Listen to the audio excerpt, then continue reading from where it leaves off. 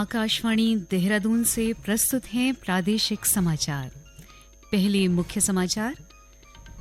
लोकसभा चुनाव की कल होने वाली मतगणना के लिए सभी तैयारियां पूरी।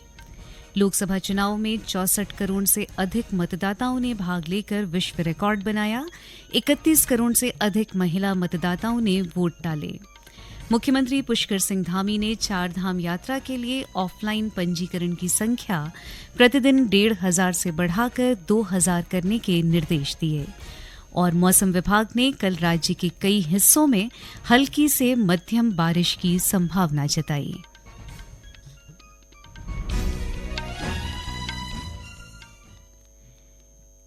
नमस्कार, समाचारों के साथ मैं मुदिता और अब समाचार विस्तार से।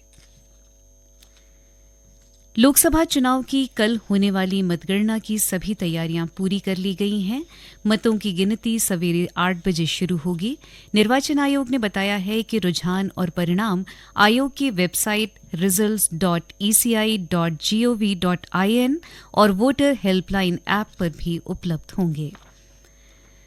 मुख्य निर्वाचन आयुक्त राजीव कुमार ने कहा है कि लोकसभा चुनाव में 64 करोड़ से अधिक मतदाताओं ने भाग लेकर विश्व रिकॉर्ड बनाया है। आज नई दिल्ली में संवाददाता सम्मेलन को संबोधित करते हुए श्री कुमार ने कहा कि ये संख्या सभी G7 देशों America, Britain, France, Germany, Italy, Japan और कनाडा के मतदाताओं की संख्या का 1.5 गुना है। उन्होंने कहा कि इस लोकसभा चुनाव में 31 करोड़ से ज्यादा महिला मतदाताओं ने वोट डाला, जो अपने आप में एक रिकॉर्ड है। मुख्य निर्वाचन आयुक्त ने बताया कि प्रत्येक मतगणना टेबल पर माइक्रो पर्यवेक्षकों के साथ मतगणना केंद्रों पर 24 घंटे सीसीटीवी कवरेज भी की जाएगी। इस बीच उत्तराखंड में मतगणना की सभी तैयारियां पूरी की जा चुकी हैं। राज्य की सभी 5 लोकसभा सीटों पर कुल 55 प्रत्याशियों ने अपनी दावेदारी पेश की थी, जिसका परिणाम कल सामने आएगा। एक रिपोर्ट। राज्य में ईवीएम से वोटों की गिनती के लिए 334 टेबल लगाई गई हैं, जबकि डाक मतपत्रों की गिनती के लिए 884 टेबल लगाई गई हैं। डाक मतपत्रों की गिनती सुबह 8 बजे जबकि ईवीएम के मतों की गिनती सुबह 8:30 बजे शुरू होगी। गढ़वाल, हरिद्वार, टिहरी, अल्मोड़ा और नैनीताल उधम सिंह नगर लोकसभा सीट पर कुल 55 प्रत्याशियों ने चुनाव में अपनी दावेदारी पेश की थी। इन सभी उम्मीदवारों के भाग्य का फैसला कल मतगणना के बाद स्पष्ट हो जाएगा। इस लोकसभा चुनाव में उत्तराखंड के 83,37,914 मतदाता वोटिंग लिस्ट में पंजीकृत थे और 57.22% मतदाताओं ने चुनाव में अपने मताधिकार का प्रयोग कर चुनाव में हिस्सा लेने वाले उम्मीदवारों का भाग्य ईवीएम में कैद किया था। इस बीच टिहरी और नैनीताल लोकसभा निर्वाचन क्षेत्रों पर डाक मतपत्रों की संख्या कम होने के कारण इन दोनों सीटों का परिणाम पहले घोषित होने की संभावना है, जबकि पौड़ी और अल्मोड़ा लोकसभा सीटों पर डाक मतपत्रों की संख्या सबसे अधिक होने के कारण अंतिम परिणाम घोषित होने में देरी हो सकती है। प्रदेश के मुख्य निर्वाचन अधिकारी डॉक्टर BVRC पुरुषोत्तम ने बताया कि ईवीएम और डाक मतों की गणना के लिए अलग अलग कक्षों में व्यवस्था की गई है। इसके अलावा राज्य की 70 विधानसभाओं के मतों की गणना के लिए कुल 91 काउंटिंग हॉल बनाए गए हैं। मुख्य निर्वाचन अधिकारी ने बताया कि मतगणना स्थल में सुरक्षा व्यवस्था के पुख्ता इंतजाम किए गए हैं। सभी मतगणना केंद्रों में त्रिस्तरीय सुरक्षा की व्यवस्था की गई है। उन्होंने बताया कि सुरक्षा व्यवस्था के लिए पुलिस प्रशासन के साथ ही अर्धसैनिक बलों की तैनाती की गई है। सुरक्षा कर्मी को छोड़ के लगभग 3,000 पोलिंग पर्सनल कल पूरा स्टेट में काउंटिंग पर्सनल कल काम करेंगे। इसमें लगभग हमारा 884 ये असिस्टेंट रिटर्निंग ऑफिसर काम करेंगे इसमें, और 334 काउंटिंग टेबल्स लगेगी और 91 काउंटिंग हॉल में कल 8 बजे हमारे काउंटिंग शुरू होगा। तो हमने काफी कड़ी दिशा निर्देश माननीय चुनाव आयोग का भी है कि किसी टाइप का जो अनऑथराइज्ड पर्सन है वो बिल्कुल ही वहां पर ना है और मोबाइल फोन लेके अंदर कोई ना जाए। और 3 टायर हमने सिक्योरिटी किया है और सबसे अंदर पैरामिलिट्री फोर्स रहेगा। सो हमारी सुरक्षा है वो काफी अच्छा हमने इंतजाम किया गया है। कल होने वाली लोकसभा चुनाव मतगणना को लेकर प्रदेश के सभी जिलों में तैयारियां पूरी कर ली गई हैं। टिहरी में जिला मुख्यालय के आईटीआई भवन में टिहरी और गढ़वाल संसदीय सीट की 6 विधानसभा क्षेत्रों की मतगणना की जाएगी। जिलाधिकारी मयूर दीक्षित के अनुसार यहां टिहरी लोकसभा के घनसाली, प्रतापनगर, टिहरी व धनौल्टी तथा गढ़वाल लोकसभा के नरेंद्रनगर और देवप्रयाग विधानसभा क्षेत्र की मतगणना की जाएगी।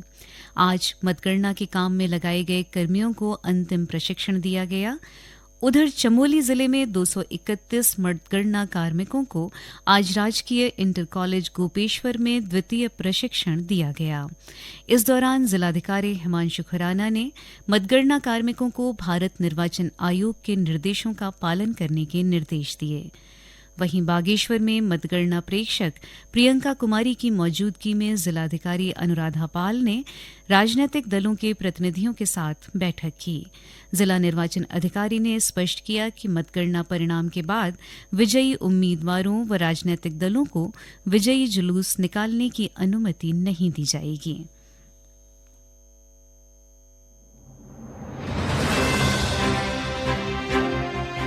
लोक निर्णय 2024 देश का पहला और सबसे विश्वसनीय प्रसारक आपके लिए ला रहा है दुनिया के सबसे बड़े लोकतंत्र के चुनावी परिणामों पर आधारित विशेष कार्यक्रम। 4 जून सुबह 7 बजे से रात 10 बजे तक मतगणना के पल पल की खबर। जानिए कौन है आगे, कौन पीछे। हर सीट से सटीक जानकारी, कौन हारा और किसने बाजी मारी। देश की करोड़ों जनता का क्या है निर्णय। आकाशवाणी गोल्ड और अन्य आकाशवाणी चैनलों पर सुनिए लोक निर्णय 2024।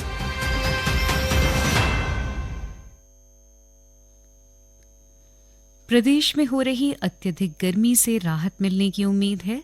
मौसम विभाग ने कल और परसों राज्य के अनेक हिस्सों में हल्की से मध्यम बारिश की संभावना जताई है। इस दौरान कुछ स्थानों में तेज बारिश होने का अनुमान भी है। मौसम विज्ञान केंद्र देहरादून से प्राप्त जानकारी के अनुसार कल और परसों राज्य के विभिन्न हिस्सों में बिजली गरजने और तेज हवाओं के साथ बारिश की संभावना है। विभाग ने इस अवधि के दौरान कहीं कहीं 50 से 70 किलोमीटर प्रति घंटा की रफ्तार से तेज आंधी चलने का अनुमान भी जताया है।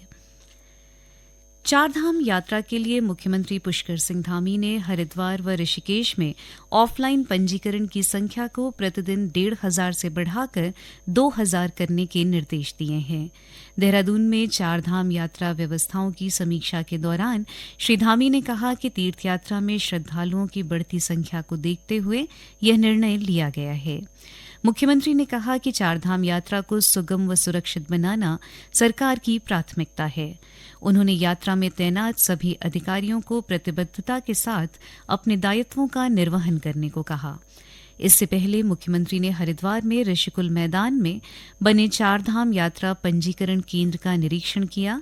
इस दौरान उन्होंने यात्रियों से बातचीत की और उनकी समस्याओं के समाधान का आश्वासन दिया।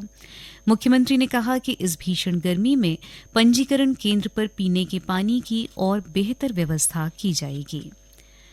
प्रधानमंत्री नरेंद्र मोदी ने कहा है कि 21वीं सदी की दुनिया भारत की ओर बहुत आशाओं से देख रही है। उन्होंने कहा कि भारत का सुशासन मॉडल दुनिया के लिए एक उदाहरण बन रहा है। एक पत्र के माध्यम से देशवासियों के साथ अपने विचार साझा करते हुए श्री मोदी ने कहा कि जन समर्थक सुशासन, आदर्श जिले और आदर्श ब्लॉक जैसी योजनाओं पर वैश्विक स्तर पर चर्चा हो रही है। उन्होंने कहा कि केवल 10 वर्षों में 25 करोड़ लोगों को गरीबी से ऊपर उठने के लिए सशक्त बनाना महत्वपूर्ण है। प्रधानमंत्री ने 4 दिशाओं स्पीड, स्केल, स्कोप और स्टैंडर्ड पर तेजी से काम करने की जरूरत पर जोर दिया। उन्होंने इस बात पर प्रकाश डाला कि G20 की सफलता के बाद से दुनिया भारत की बड़ी भूमिका की कल्पना कर रही है। प्रदेश के स्कूलों व कॉलेजों में एनसीसी विंग में शामिल कैडेट्स को अब पहले से ज्यादा धुलाई और पॉलिश भत्ता दिया जाएगा। राज्य सरकार ने इन भत्तों की दरों में बढ़ोतरी को मंजूरी दे दी है। अब कैडेट्स को वर्दी की धुलाई व बूट पॉलिश के लिए 41 रुपये दिए जाएंगे, जबकि पहले यह दर मात्र 10 रुपये थी। उच्च एवं विद्यालयी शिक्षा मंत्री डॉ धन सिंह रावत के मुताबिक प्रदेश भर के एनसीसी कैडेट्स को जल्द ही पुनरीक्षित भत्ते का लाभ दिया जाएगा। अंत में मुख्य समाचार एक बार फिर। लोकसभा चुनाव की कल होने वाली मतगणना के लिए सभी तैयारियां पूरी। लोकसभा चुनाव में 64 करोड़ से अधिक मतदाताओं ने भाग लेकर विश्व रिकॉर्ड बनाया। 31 करोड़ से अधिक महिला मतदाताओं ने वोट डाले।